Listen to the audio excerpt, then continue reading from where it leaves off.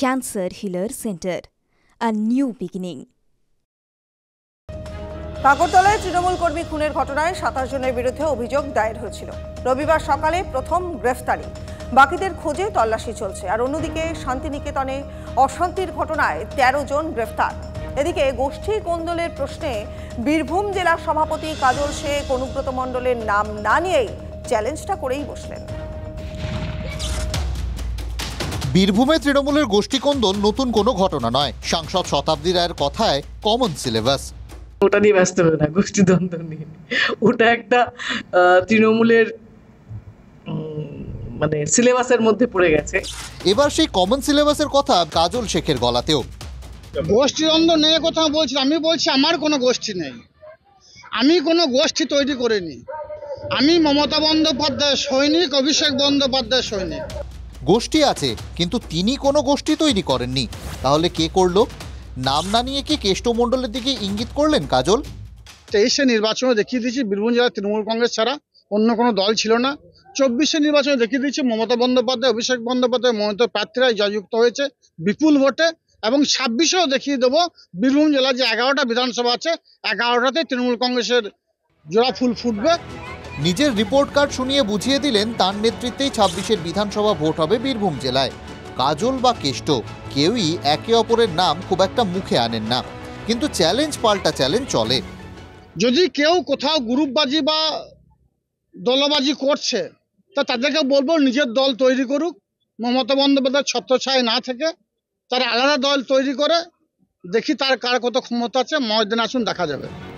তাপমাত্রার পারদ চড়ার অনেক আগে থেকেই চড়ে আছে বীরভূমের রাজনৈতিক পারদ। কখনো কাকরতলায় তৃণমূল কর্মী খুন, কখনো শান্তিনিকেতনে তৃণমূল কর্মীদের বাড়িতে ভাঙচুর, মারধর। সবটাই যে কমন সিলেবাস। বীরভূম থেকে হিমাদ্রি মণ্ডলের রিপোর্ট, TV9 বাংলা। রাজ্যের প্রাইভেট স্কুলের ফি বৃদ্ধি নিয়ে নাকাল অভিভাবকেরা। দিন দিন একাধিক কারণ দেখিয়ে ফি বৃদ্ধি হচ্ছে। রাজ্য সরকারের কোনো নিয়ন্ত্রণ নেই। কলকাতা হাইকোর্টের বিচারপতি রাজস্থানের দিকে তাকাতে বলছেন।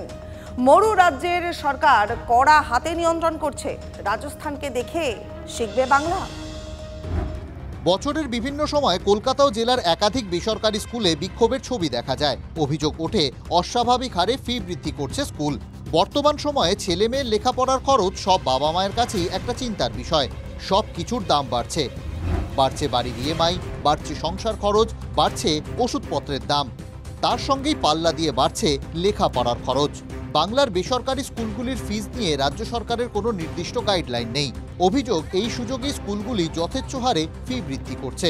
প্রাইভেট স্কুলে এরকম করে ফিস বাড়ানোটা উচিত না, কারণ আমাদের ওখান থেকে তো সবই কিনতে হচ্ছে, বই, জামা কাপড়, মানে স্কুলের ইউনিফর্ম সবই তো নিতে হচ্ছে। তো আবার এক্সট্রা যদি ওরা বাড়িয়ে দেয় ফিস, তাহলে ওটা তো আমাদেরই প্রবলেম না। জিনিসপত্রের তো দাম বাড়ছে, স্কুলের ফি বৃদ্ধি মানে বছর বছর হবেই, একটা সামান্য অ্যামাউন্ট বাড়বেই, সেটা সবাই আমরা জানি। কিন্তু এমনভাবে বাড়িয়ে দেওয়াটা উচিত না যাতে গার্জেনদের খুব অসুবিধে হয়ে যায়। বিষয়টি নিয়ে উষ্মা প্রকাশ করেছে কলকাতা হাইকোর্ট। একটি মামলার শুনানিতে বিচারপতি বিশ্বজিৎ বসু বলেন, এই রাজ্যে বহু বেসরকারি স্কুলের ফি বৃদ্ধি নিয়ে প্রচুর আবেদন জমা পড়েছে। বহু ক্ষেত্রে চার্জের নামে যে ফি বাড়ানো হচ্ছে সেটা ন্যায্য নয়। এর ওপর কি নিয়ন্ত্রণ থাকবে না? রাজস্থান মডেল কেন অনুসরণ করা হচ্ছে না? রাজ্য বিল এনে বেসরকারি শিক্ষা প্রতিষ্ঠানকে নিয়ন্ত্রণ করতে পারে। বিচারপতি বিশ্বজিৎ বসু রাজস্থান মডেলের কথা বলেছেন। কি এই মডেল?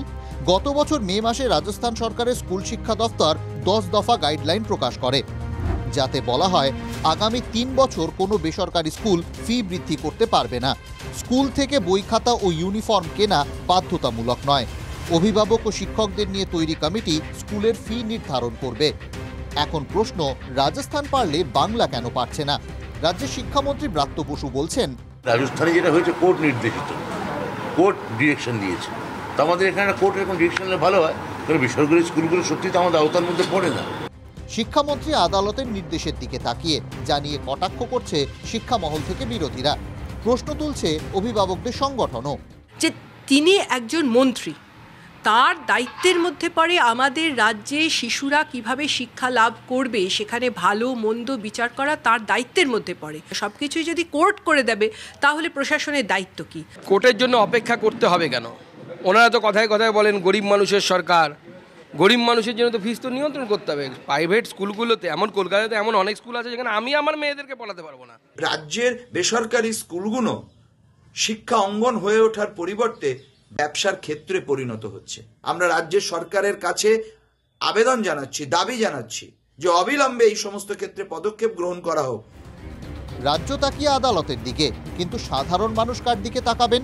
অনেকেই অভিযোগ করেন রাজ্যের সরকারি শিক্ষা ব্যবস্থা কার্যত ভেঙে পড়েছে।